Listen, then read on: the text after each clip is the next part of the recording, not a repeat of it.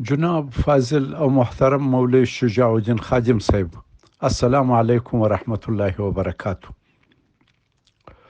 تېره اونۍ په جرمني کې د ابن سینا او شیلر انسټیټوټ لخوا په جوړه شوې غونډه کې زما د خبرو د قدردانۍ په منظور ستاسې د مینې، پیرزوینې او د دین او وطن د خدمت په جذبه مالامال پیغام راورسېد. ډېره مننه. په افغانستان کې د اسلامي امارت سره ستاسې خواخوږي د ډېرې ستاینې ده. موږ تاسې د امارت خواخوږي یو او په ګډه به دا کښتۍ انشاءالله تعالی د کامیابۍ ساحل ته رسوو. تاسې په خپل پیغام کې مولوي صاحب څو خبرو ته اشاره کړې ده.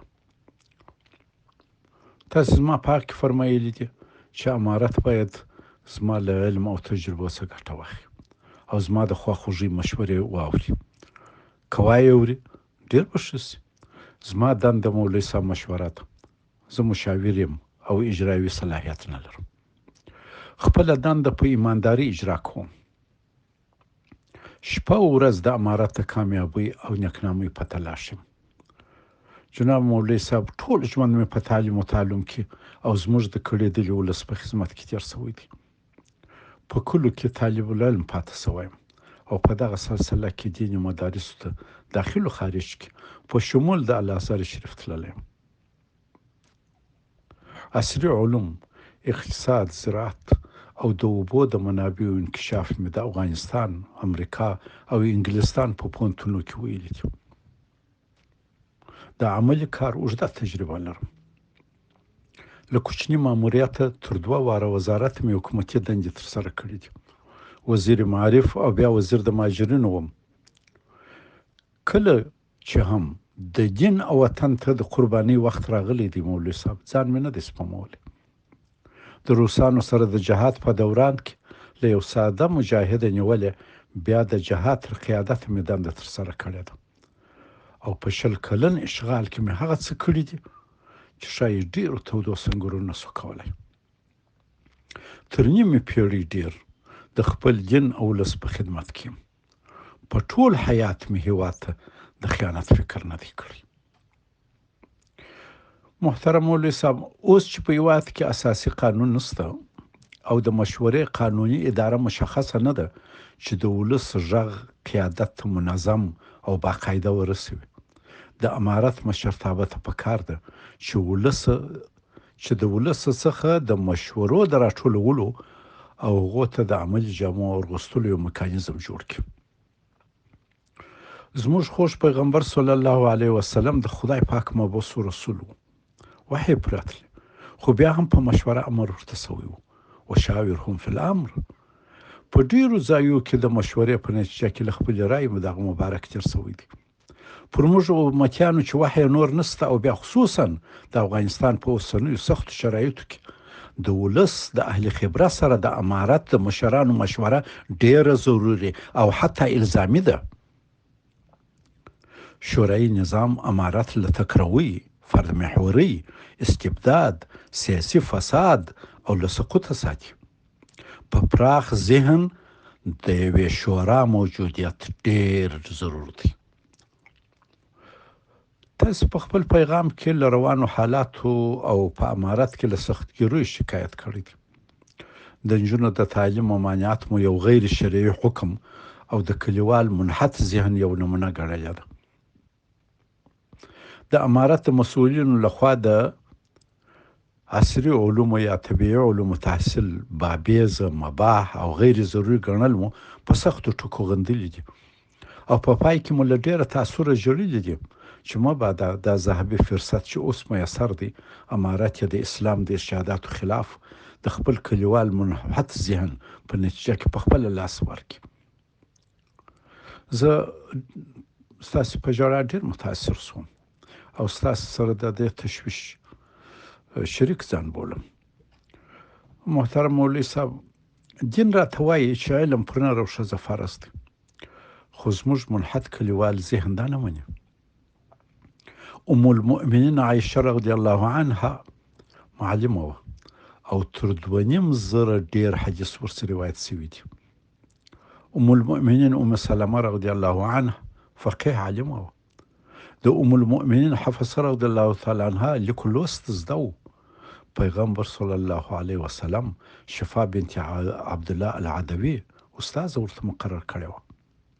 دا موجود قرآن کریم همدې و حضرت عثمان صاحب ته ورکړي چې هغه بیا اخر شکل ورکړي.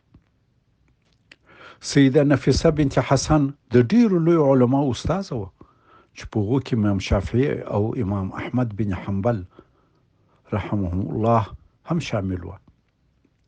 عائشه بنت سعد بن ابي وقاص رضی الله عنه د امام مالک رحمت الله علیه په شمول د لسهاو علماء استاد و. خو زموږ غلات دا ټول مازه داستانونه کړي. بله د تعجب خبره دا ده مولوي صاحب چې غیر مسلمانان موږ ته وایي چې تاسې علم وکړئ او موږ ورته وایي نه کوو. لاس مخلص. قرآن کریم د کفارو په حق کې فرمایل دي، د کفارو چې یریدون ان یطفئوا نور الله بافواههم. خو نن د دغه نور وژل متاسفانه د هغه چا لخوا کیږي د چا لخوا چې باید دا نور خپرېدای. دلته د علم دروازې په ډېر بې بنیاده بهانو بندېږي مولوي صاحب. د افسوس ځای دا دی چې حتی د معقولو بهانو د جوړېدو تکلیف هم ځان ته نه ورکوي. که مدارس او پوهنتونونه په دې بهانه بند وای چې دنیا بندیزونه را باندې لګولي دي، پیسه او بودیجه نسته، شای خلکو نړیوال ملامت کړي وای. ایران کې د خمیني په ابتدا کې 2.5 کاله پوهنتونونه بند و. ویل موږ نوی نصاب تعلیم ته جوړو او نجونو الکوانو ته د جلا تعلیم جلا بندوبست کوو چې دا وخت غواړي. خو موږ ورته وایو ځکه د نجونو تعلیمي مراکز بندوو چې هغوی بې حجابه راوځي، بې محرمه سبق ته ځي او په لار کې نارینه ځوروي. موږ حتی په دغه هم نه پوهېږو چې په دغه سپیکه دلایلو موږ خپل اسلامي امارت څومره تقریبوو. وایي نجونې بې حجابه راوځي. اول خو دا ملت مسلمان دی، دا نجونې مسلمانې دي، ولې بې حجابه راوځي؟ بیا هم که تشویش وي د امارت سره، د تشویش د رفع او اطمینان دپاره دې د حجاب ډول او څرنګوالی ورته وښیي او ورته ووایي وایي چې نجونو ته دې ښځې په شرعي حجاب کې په یو محفوظ محیط کې درس ووایي. په دغه کې د اسلام له لحاظه څه حرج دی؟ هغه څوک چې سبق وایي هغه بیا ووایي، چې نه وایي نه بیا وایي. دغه مهم مسئلې ته چې ټول ملت او دنیا ورته متوجه ده، موږ مصلحتاً هم لار نه ورته پیدا کوو، یوازې بندول یې لار ګڼو. یو وارې وایو چې په ټول هېواد کې پوره امنیت دی او اسلامي نظام حاکم و قایم دی. بیا وایو چې دومره بې امني ده چې یوه نجلۍ د ښار په منځ کې له کوره تر مدرسې 2 متره په امن نشي تللی، باید محرم یا باډیګارډ حتما ورسره وي. دا خو د امارت تخریب دی چې دومره بې امني ده، نو دنیا به مو ولې په رسمیت پېژني. یو وارې وایو چې دا ملت مسلمان او مجاهد دی، اسلام لپاره بې شماره قربانۍ ورکړي دي او اوس الحمدلله اسلامي نظام د همدې ملت مسلمان ملت د حمایت له برکته قایم دی او د ملت ملاتړ ورسره دی. او بیا وایو د همدې اسلامي وطن او اسلامي نظام هر نارینه رذیل او بې شرفه دی چې ښځه وویني طاقت یې نه کېږي، ور عمله کوي او بې عزته کوي. دا ولې کوو؟ آیا هغه خلک چې دغسې خبرې کوي د خپل خبرو په معنا پوهېږي چې څه وایي؟ هر جاهل سترګې پټې او خوله خلاصه کړي او ملت ته د امارت له ادرسه ښکنځل کوي. داسې کسان باید تنبیه سي چې دوی په حقیقت کې زموږ مسلمان ولس توهینوي او اسلامي امارت تخریبوي. دا غلات امارت داسې تخریبوي چې دښمنان یې نشي کولی. جناب محترم مولوي صاحب، که موږ په خپل منحط کلیوال ذهن کې مثبت تغییر رانولو او امارت د غلاتو له منګولو خلاص نشي، نو د ډیرو ناوړو عواقبو منتظر باید اوسو چې ځینې د په خلص درته عرض کوم. اول به دا وي چې موجود نړیوال فشارونه چې په اوس دي پر امارت، دا نه یوازې دوام پیدا کړي بلکې نور به هم ډېر شي. دوهم شی دا دی امارت اوس د دفاع په حالت کې دی. مطرح موضوعاتو ته جواب نه لري، او که جواب وای نو عذر تر ګناه بدتر وي، خلک پر ځان راپاروي. که دغه حالت دوام پیدا کړي د امارت پټ رازونه رسوا کیږي او فکري تشنج رامنځته کوي.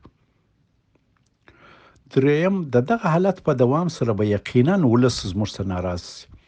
هغه ولس چې د اسلام د کامیابۍ لپاره سخت قرباني ورکړې ده. دا چې نجونې د علم لپاره مدرسې ته ځي او د مدرسې په دروازه کې د امارت مسؤلین منع کوي، اوبه پر پاشي، ویې او هوایي ډزې پر کوي، دا پر خلکو ډېر بد تاثیر کوي. که خدای مه کړه یو نجلۍ پکښې مړه سي، دا به ولس او نړۍ ټول د امارت پر ضد راوپاروي چې عواقب به یې ډېر وخیم وي. زه یې ډېر عواقب وخیم ګڼم. څلورم، که د طبیعي علومو یا دنیوي علومو د تحصیل او د ښځو د تعلیم په موضوع موجود روانې ناندرۍ ادامه پیدا کړي، په امارت دننه کې به د علما کرامو ترمنځ بې اتفاقي او لوی درز پیدا سي. یو تعداد علما به د دین په دفاع راپورته سي او وایي چې دا دین خو زموږ ټولو مشترک دی. د طبیعي علومو زده کړه به فرض بولي او بله ډله به یې برخلاف مباح و غیر ضروري ګڼي. یوه ډله به وایي علم پر نر و ښځه دواړو فرض دی، او بله ډله به وایي چې علم پر ښځو نه دی فرض. له کوره دې په علم پسې نه راوځي. طبابات، پولیسي، استخبارات، تفسیر، حدیث او فقه دې په کور کې له مور و پلار زده کړي. که مور و پلار یې بېسواده وه، د علم فرضیت له ښځو ساقط دی. د علماو په منځ کې دغه کشمکش به زموږ محترم علمای کرام د خلکو په منځ کې سپک او عوام به وایي چې موږ ته چا ومنو. دغه حالت نه یوازې اسلامي امارت بلکې اسلام ته هم لویه ضربه ده. پنځم، خلک به وایي چې امارت بې له د ښځو موضوع هېواد ته بل هېڅ پروګرام او برنامه نه لري او غواړي د خپل ولسو د دنیا اذهان په دغسې یوه بدیهي موضوع مصروف کړي چې هم د دنیا مسلمانانو هم نړیوالو ته عجیبه ده چې په 21مه پېړۍ کې داسې انسانان هم شته چې د علم مخالف دي. دا خو ښیي چې امارت په چانټه کې هېڅ نه لري، هېڅ پروګرام نه لري. دا خو ډېره خطرناکه ده چې یو لوی تحریک، یو لوی ډله هغه وطن ته مبارزه هم کړې ده او هېڅ نه لري چې د ملک څنګه جوړ کړي، ملک څنګه مخ ته بوځي، ملک څنګه وچلوي. شپږم، د دغه حالت دوام به یو شمېر افغانان وهڅوي چې خپلې کورنۍ خارج ته د اولاد د تعلیم لپاره بوځي. دغسې هڅونه د اسلام د تعلیماتو خلاف ده. تغریب ناروا دی. که د دغو افغانانو اولاد هلته خرابېږي، مسؤل به امارت وي. بل به د غرب د اوسنۍ د دروغو ادعاوې هم رښتیا سي چې وایي چې له افغانستانه تعلیم یافته د طالبانو له ظلم و فشاره تښتي. د امارت هغه کمیسیون به هم بې فایدې سي چې دا اوس جوړ دی او په هغه کې افغانان هڅوي چې افغانستان ته راسي. خارج کې افغانان به ولې وطن ته راځي چې دلته پر اولاد د تعلیم دروازې بندې دي. اووم، بیره ده چې د اسلامي نړۍ علما راپورته سي او د ښځو د تعلیم په مورد کې د امارت فرمانونو پر ضد فتوا صادره کړي. وبه وایي چې د افغانستان د اسلامي امارت مشران د اسلام په روح نه پوهېږي. کتابونه به ویلي وي خو تطبیق یې نشي کولی. موږ وبه وایي دوی چې موږ د اسلامي برادرۍ پر بنیاد چې اسلام زموږ مشترک دین دی، د امارت فرمانونه غیر شرعي اعلانوو. دغسې یو حالت به مولوي صاحب ډېر خطرناک وي چې که د امارت د مشرانو علمي صلاحیت وګوښل سي. اتم، بیره ده چې که د اسلامي دنیا د علماو تر فتوا ورکړي او بیا تر دې فتوا وروسته نړیوال پر افغانستان د حملې او د امارت سقوطولو لپاره د اسلامي نړۍ څخه عسکر راټول او د نړۍ د اسلامي علماو په فتوا پر افغانستان حمله وکړي. زه بیریږم. همداسې کار پخوا د عثماني ترک خلاف د حجاز په فتوا انګریزانو کړی دی. کله چې غربیانو فیصله وکړه چې عثماني خلافت سقوط کړي، انګریزانو د حجاز له امیر حسین بن علي الهاشمي چې د اردن د دغه موجوده پاچا تر نیکه و، د عثماني خلافت پر ضد فتوا په 1914 کې واخیسته. فتوا کې ویل شوی و چې عثماني خلافت د اسلام د روح خلاف روان دی. د خلیفه دربار عیاش دی او رعیت خوار او بې علمه ساتلی دی. په دغه حجت د عثماني ترک په خلاف ټول عرب راپورته کړ او بالاخره عثماني ترک خلافت مات کړ. کېدای شي خدای دې نه کړي، کېدای شي د امارت پر ضد همداسې یو دسیسه عملي شي. دې ته فکر پکار دی. جناب محترم مولوي صاحب، که امارت خپله بقا او کامیابي غواړي باید وسیع او جامع فکر وکړي. قسم دی دوستان یو، زړه مو پر خوږېږي، په دې کښتۍ کې ناست یو. ټول عمر مو زندګي مو د اسلام د بالادستۍ دپاره په دغه ارمان تېره کړې ده. په تنګ نظرۍ او د غلاتو په فکر نظام نه جوړېږي، نه چلیږي. په دین کې باید د تفقه څخه کار واخیسته شي، د خپل مسلمان ولس خیال وساتل شي، د دنیا سره د ګډ ژوند په رمز ځان پوه کړل شي. امارت باید د خپلو فرمانونو نتایجو ته د مخه تر هغه چې صادر یې کړي په ښه غور وګوري، اثرات او انجام یې وسنجوي. که موږ غواړو امارت کامیاب کړو او ګران هېواد د اسلام د روح په ساتلو د یویشتمې پیړۍ سره سم روان او د نړۍ سره سیال کو، نو باید د موجود حاکم منحط کلیوال ذهن څخه ځان راوباسو. دا یوه ډېره مهمه موضوع ده. امارت د خدای یو ستر نعمت دی او د یوې نازکې نفیسې ښیښې لوښي مثال لري چې د کلي د ذهن په ډبرین او ناملایم چاپیریال کې ډېر احتیاط وجبوي.